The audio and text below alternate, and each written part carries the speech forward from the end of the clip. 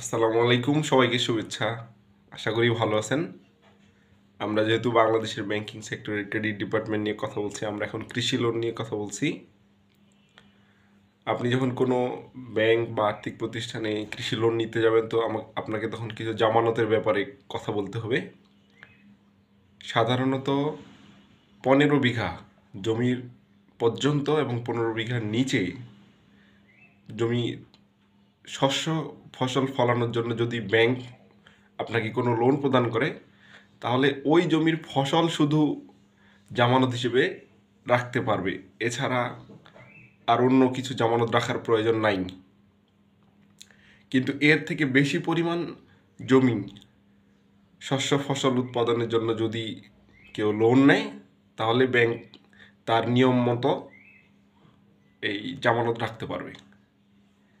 আর বাংলাদেশে শস্য ফসল খাতে প্রস্তাবিত যতটুকু পরিমাণ বাজেট হয় লোন প্রদান করার জন্য, সেখানে প্রায় 55% বরাদ্দ থাকে এই শস্য ফসল খাতে ঋণ প্রদান করার জন্য।